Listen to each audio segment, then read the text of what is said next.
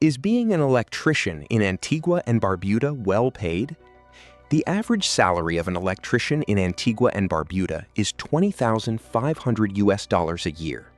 That is average annual gross salary before tax, but after tax, your take-home pay drops to $18,400. This leaves you with an approximate monthly after-tax pay of about $1,533.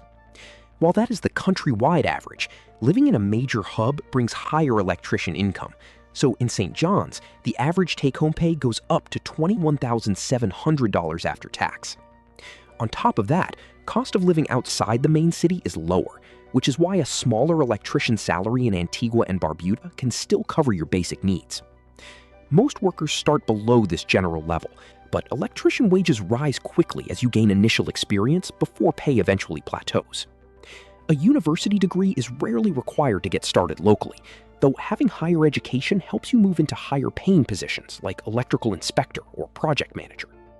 On top of that, gaining specialized skills with high voltage systems helps you earn more than the standard average electrician pay. If you want to know how much does an electrician make in Antigua and Barbuda, these factors explain the main differences.